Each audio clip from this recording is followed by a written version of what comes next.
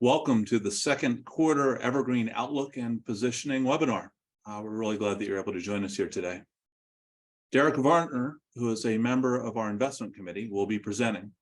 For those of you who have not met Derek yet, we worked together between 2010 and 2015 before he left the firm that he was affiliated with and joined Bucknell University, where he served as the Associate Director of Investments. There, he was responsible for managing the University Endowment Fund and excess working capital. Derek rejoined in January of 2021, and he's been serving as a member of our investment committee ever since. As a reminder, from a structural standpoint, the investment committee is made up of 4 members of the team.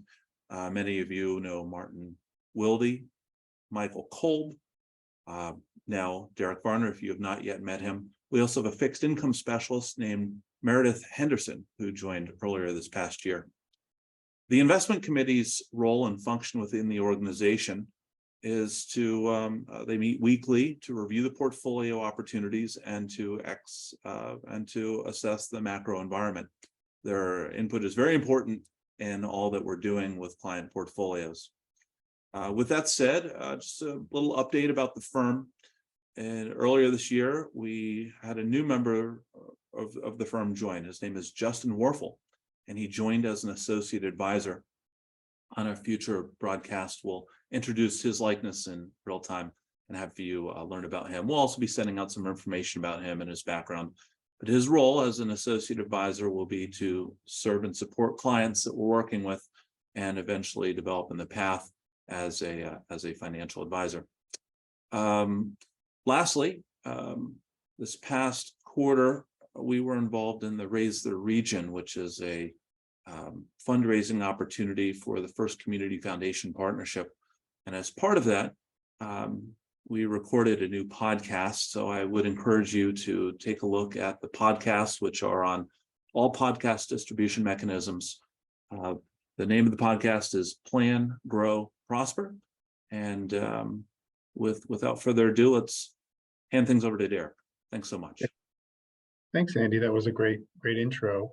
So my goal today for the discussion is to essentially peel back the curtain a bit and really go through what we review as part of investment committee. As Andy described, we meet on a weekly basis as a team, and we assess portfolio themes, investment opportunities, and the macroeconomic environment. So we're going to talk today about the environment for investing, what we're seeing in terms of both the market opportunity, but also in terms of what we're witnessing in the economy. So I'm going to share my screen. I'm going to do a slideshow.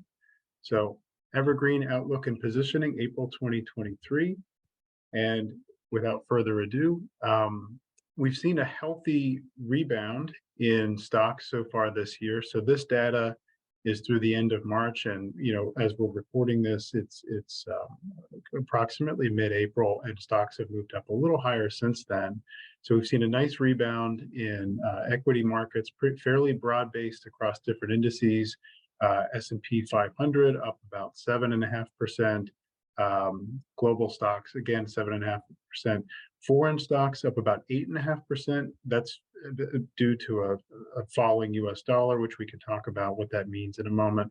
And then, interestingly, small cap stocks, which tend to be a little bit more economically sensitive, haven't kept up. Potentially an area of opportunity, and potentially haven't kept up because of some creeping concerns around the potential for a U.S. recession. So we'll talk about what all that means. And then bonds, fixed income, which have really struggled in 2022. They essentially had almost their worst year on record in 2022 as interest rates were increased at a record pace. They've recovered this year as well, and they've actually served a bit more of that traditional role of providing income and stability and ballast for a portfolio in times of volatility. We may have seen our last Federal Reserve interest rate hike. So a big challenge for the markets in 2022 was the Federal Reserve's need to raise interest rates at almost a record pace. And it's actually the highest and fastest interest rate increase that we witnessed in the last 40 years. So you see on screen here in blue, 2022, 2023 interest rates, the base lending rate. This is what everyone uses to price loans and different assets, et cetera, moved up very, very swiftly and at about 4.75% faster than we last went through an interest rate hiking cycle in 2015 through 18. You can see how modest and how gradual this was versus what we went through in 2022 and early 2023. This interest rate hiking cycle was driven by primarily two things coming out of the pandemic and just all the different supply disruptions and inflationary forces that we were witnessing from a very quick reopening of the U.S. economy, but then other parts of the world were more slow to reopen, and then compound that against the conflict in the Ukraine, which took a decent amount of supply of agricultural goods, industrial metals, energy production offline. So the U.S. Federal Reserve, their job is to promote economic stability. They have two primary stated goals, which are full employment and stable prices. And so they were in an environment where prices were anything but stable. And so one of their primary tools to promote stability is raising or lowering the base lending rate to try to either slow economic growth, which is what they were doing in 2022 or 2023, or if you go through a period of concern or concern about the economy, or if we might go through a recession, the Fed often will lower interest rates to help promote stability. One of the interesting observations so far this year with respect to market performance has been that the market's really been led by just a handful of companies so far. So when we look under the hood, we say the S&P 500 when we pulled this data in early April was up about 7%, 8% so far this year. Take a look at the NASDAQ, which is often more growth-oriented companies, and it tends to be dominated by big weights to companies like NVIDIA, Meta, Facebook, Apple, Microsoft, up 18% this year.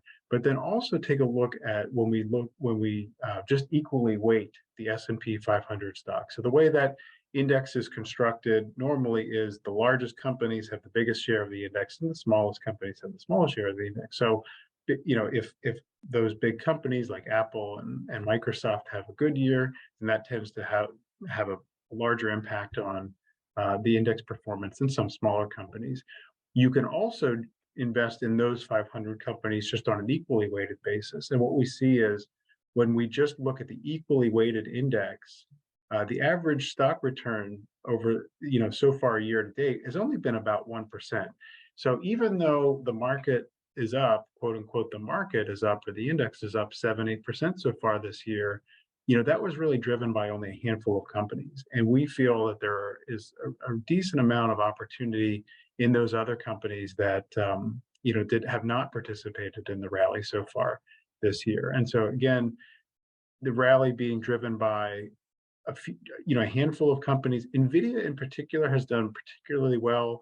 It's a big NASDAQ holding as investors have gotten very excited about artificial intelligence, and NVIDIA produces, they're one of the leading producer of artificial intelligence semiconductors or computer chips.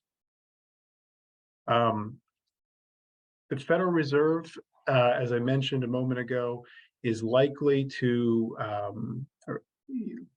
see the need to stop raising interest rates, or at least that's our base case or our forecast.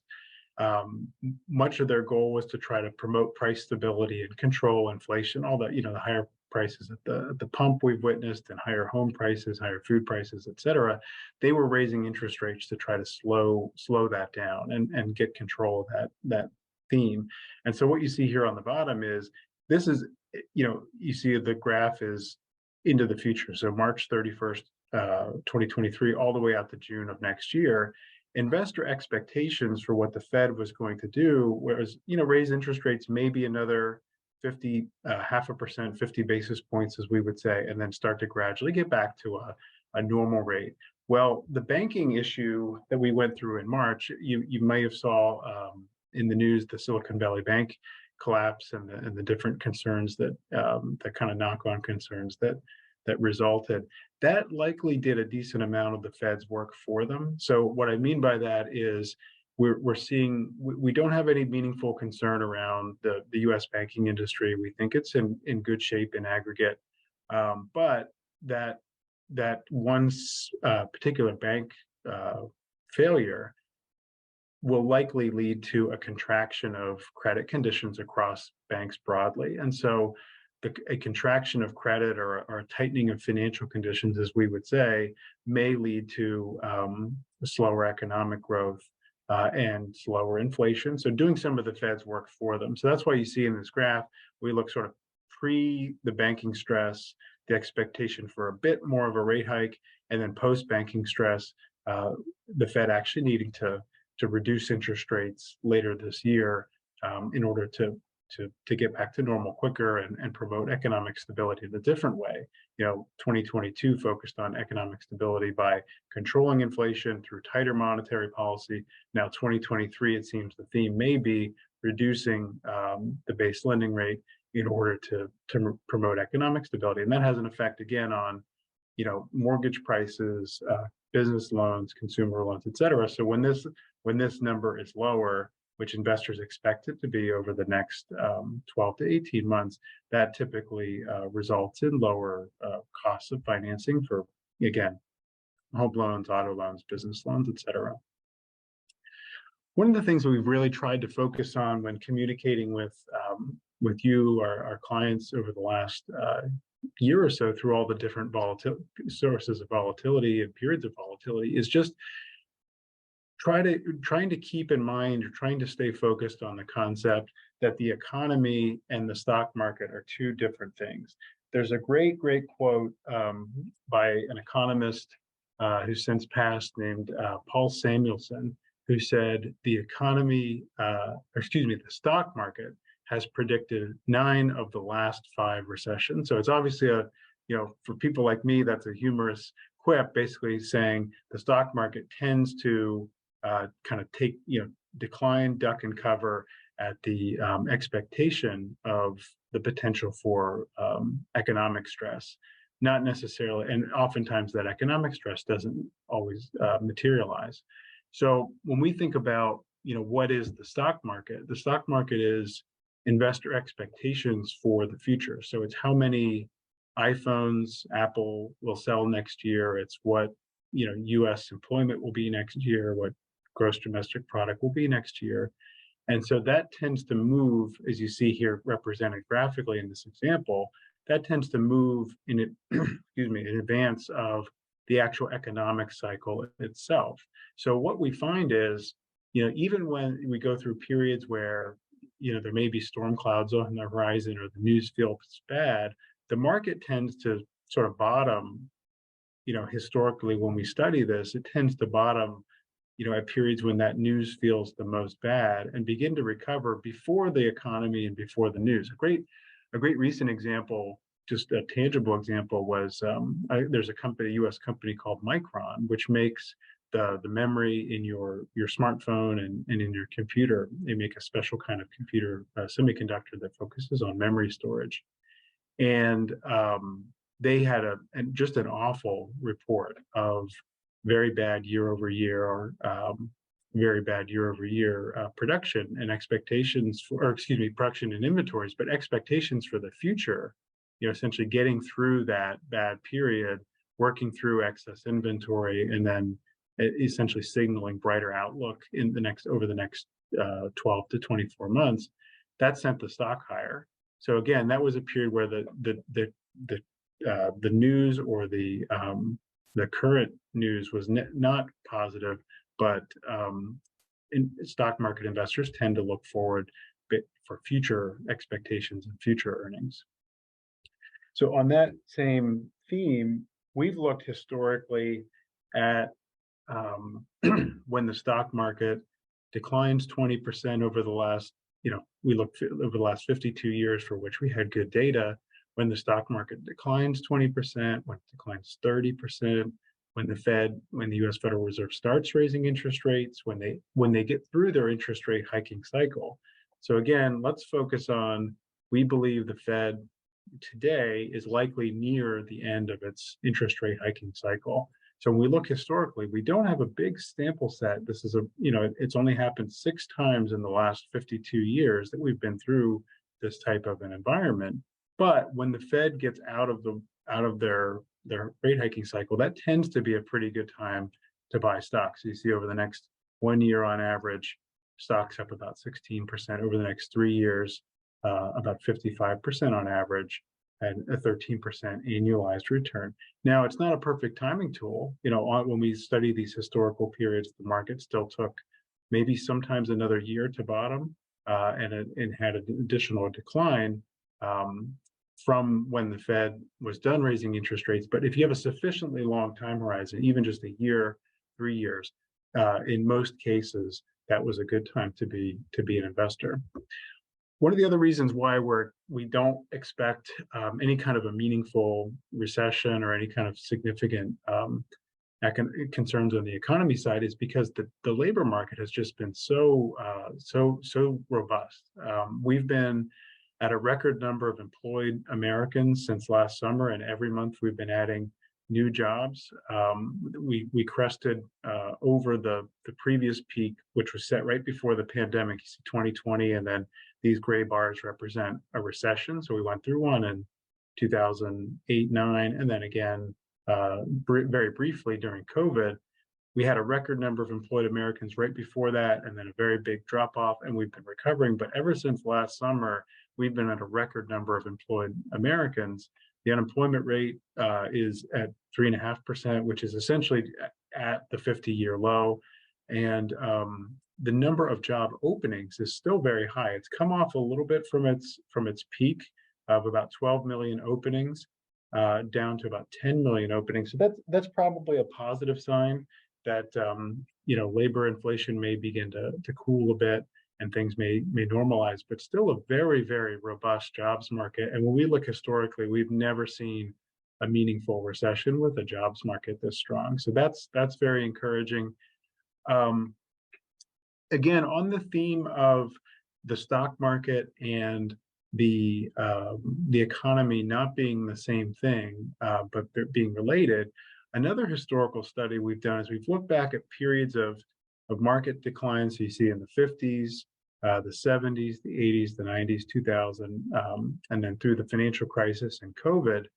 When we look at, the line is the S&P 500 index performance, and then all these different colored dots are sort of all the things that we as investors and economists could look to say what is the health of the economy. So we might look at the ISM manufacturing data, which is in blue. We might look at GDP, which is overall just US economic growth. We may look at payrolls, which is again labor and the labor market. Corporate earnings, so back to our Micron example, earnings, have they started to bottom and pick up? Housing starts, has the housing market started to bottom and pick up? And then real estate delinquencies, when do people start, when you see less folks struggling to pay their mortgage? And so take a look at all these historical sample sets where what you notice is those economic data points almost in every case tend to bottom and start to recover after the stock market. Again, the stock market is made up of future expectations. Almost in every case tend to bottom and recover after the stock market. And in many cases, quite a while later. For example, corporate earnings, again, think back to your Micron example. The news today is bad, but when will earnings recover? Well, they actually tend to recover well after the stock itself begins to recover, because again, investors are looking toward those future earnings and future earnings expectations. So from this study, one of the data points that has the most the best correlation to stock market bottoms is actually US manufacturing in blue. So you see that's pretty close to the bottom point in many of these historical studies. So the next question you might ask is, well, where are we today in US manufacturing data? We still are in a contractionary period. We haven't seen manufacturing officially bottom yet. So that's one area we're watching closely. We're anything, so you don't have to understand necessarily what the numbers mean, but anything below 50 in this manufacturing study means that the U.S. manufacturing facilities or manufacturing activity is declining. Anything above 50 would be advancing. And so we're still in a declining phase. We're watching for this number to bottom, but the fact that it is, so significantly below kind of the 50 baseline gives us some encouragement that we may be near that bottoming period. Another area that we've looked to historically, again, to try to understand when is the stock market going to bottom, not necessarily is the economy going to bottom, is household sentiment. So what you and I, how we feel about our own financial condition, how we feel about the future for the economy, how we feel about our future financial condition as a household. This is a survey that's been going on from the University of Michigan for several decades. And what we notice is when household sentiment bottoms and begins to recover, so not necessarily, we don't all have to feel great and rosy and wonderful. We just have to feel less bad than we felt over the last month or the preceding months. That tends to be a very good time to buy stocks. So you look at when sentiment bottoms, and then the next 1 year return has been on average about 25%. We went through a sentiment bottom in late summer 2022, and again the theme's holding true. The market has been up about 9 to 10% since then. Another area of focus for us has been inflation. So again, this has not only impact on consumer attitudes, household attitudes, and household spending, but it also has an impact on what the Federal Reserve does with the base lending rate. So we've seen, again, inflation trending in the right direction. It's still above its long-term average. It's still above the Fed's 2 to 3% target, but it's been trending down ever since last summer. And we actually, as we're recording this, we just got the most recent print this morning, which was again lower than the preceding month from February, and actually lower than economist expectations, which was a good sign. When we break down the different subcomponents of that, the interesting thing that we observe is, you can look at energy as a subcomponent, food, core goods like vehicles and medical care and apparel, and then shelter is a really big component of the index because we all need to live somewhere and buy home, et cetera. All of these areas of the consumer price index have been in decline or trending in the right direction, trending back toward a pretty modest pace, with the exception of shelter. So it's curious that it's continuing to decline, at least in the way the government measures this data. But the government measures the data based on not actual transactions, but more on surveys of homeowners. So we feel that there may be a bit of a lag here, and actually the real numbers may be a little bit lower than is what is being reported by the Bureau of Labor Statistics. So one source of evidence for that opinion is we just look simply at the U.S. existing home median sales price over the last year, which has actually declined about 8%. So we see, deflation in home sales prices. This is very observable, and it's very counter to what's being shown in the CPI calculation. So we think inflation is coming down pretty rapidly, and another reason why we feel the Fed is likely to stop raising interest rates. When inflation does begin to, let's go back quickly to this slide. So when inflation does kind of hit its peak growth rate and then trend back down in the right direction, when we study those periods historically, in the subsequent 12 months after that inflection point in inflation, we see the market tend to recover. again, market made up of expectations. You see the news, the inflation trending in the right direction, the news is less bad, and the market begins to recover. Again, the thesis is held true, or history's held true. The market's up about 10% since last summer, when inflation when it peaked and started to trend in the right direction. One last thing I'll point out that we study is to try to get a sense of where the market may be headed is we talked about household sentiment. This is investor sentiment. So household sentiment, again, is how you and I feel about our financial condition. Do we feel good about making a big purchase or starting a family, et cetera? Investor sentiment is a survey of individual investors. What do they expect the market to do over the next 6 months? Will it be higher? If you say higher, you're a bull. If you say lower, you're a bear. And if you say it'll be the same in 6 months, you're neutral.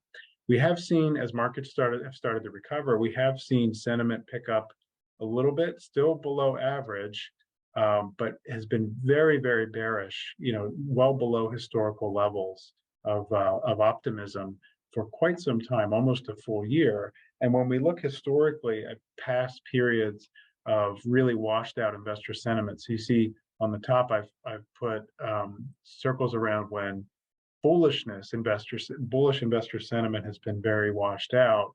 So we look at, after September 11th, during the financial crisis, 2016, this is essentially COVID here in 2020. And today you see, again, we're at a very low level. But when you look at the market performance just 1 year later, in March 2003, the market was 33% higher. March 2009, from this point, so essentially this would be 2004, then 2010, the market 50% higher. A year later, so February 2017, 20%. August 2021, this would be a year later, 29%. So another source of optimism for us is just how washed out investor sentiment is. And it just harkens back to that great quote from Warren Buffett: be greedy when others are fearful, and fearful when others are greedy. We think now is a time where we're seeing a fair amount of fear in the market, and so may present an opportunity. We find historically, and I think a lot of investors know this, but it's helpful from time to time just take a step back and just think about all the things we've been through over the last 30 years. We've gone through multiple recessions, which are in these gray bars. We've gone through multiple Fed tightening cycles, wars, natural disasters, pandemics, et cetera. You name it. There's probably lots of other things we could put on this chart. But if you had just invested in the S&P 500 in 1990, you just rode that out, you'd be much, much better off, despite all the kind of bad news and concerns of the day at the time. So one thing we like to show investors is just the importance of staying invested through the volatility as part of their long-term financial plan. So if you had invested over the last 25 years in this study in the S&P 500 and you stayed invested, you would have done about 7.6% per year. Now, if you just said, hey, I'm afraid of what's going on and I want to step out of the market and go to cash for just the 10 best days over the last 25 years. So I can't do the math, but it's a lot of days, and you're only missing 10 of them, your return drops to 4.3% per year. So that's why we really pound the table and advocate that folks stay invested and stay in line with their long-term plan, because markets can change very quickly, and we believe in investing for the long run. So you might ask where markets price today. On average, we're pretty close to average. So we look at the S&P 500 again, the largest 500 U.S. stocks. We look, historically, we're pretty close to an average valuation.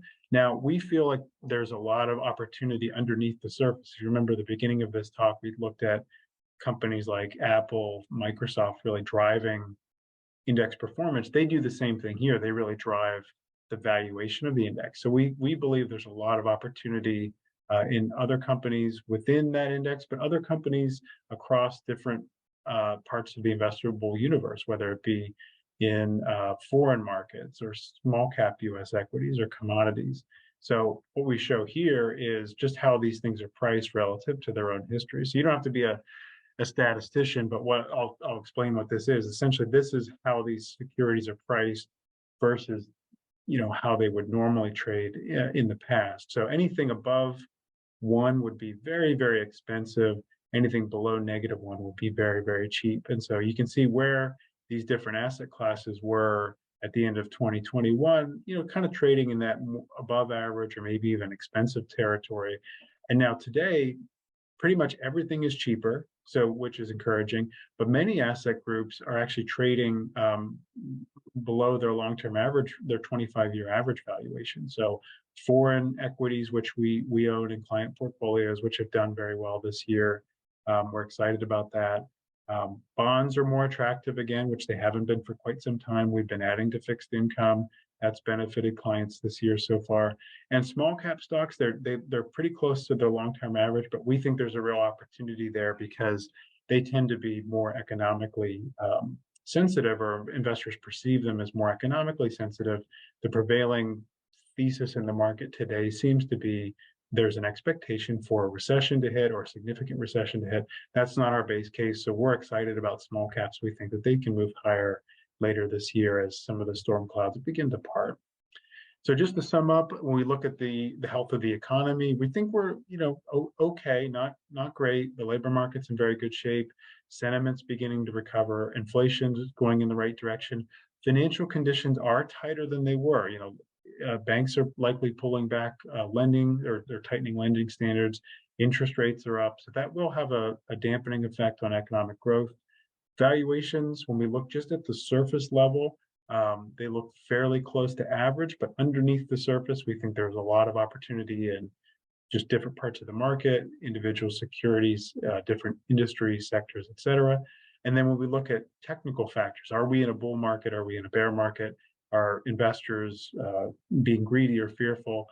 We haven't seen that bull trend be confirmed yet. We're watching very closely for signs of technical confirmation that we're in a new bull market, but investor sentiment has been fairly negative for a while. We think that gives investors some potential for a good buying opportunity.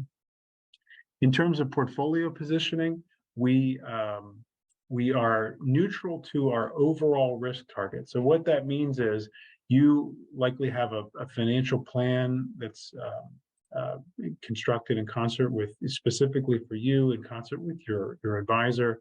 And so our role as the investment committee is to try to add as much value to your portfolio within the context of that plan. So right now, if, for example, it's appropriate for you to be in a balanced portfolio, we're not taking right now, because of sort of mixed signals around the economy, we're not taking big swings one way or the other into equities. We're being cautious there, but within our equity portfolio, within the growth engine of your portfolio, we're again overweight small cap. We have a healthy weight to foreign equities, a healthy weight to commodities, real estate. So portfolios are well diversified. We think they're positioned well for the environment ahead, and we're excited about the opportunity for the rest of the year. So I would say, just in closing, thank you for listening to this webcast. We are available at your service anytime you want to connect and discuss your portfolio, your financial plan, or to talk about what we're seeing in markets. And we appreciate your time and your trust and confidence in our stewarding of your wealth. Thank you very much.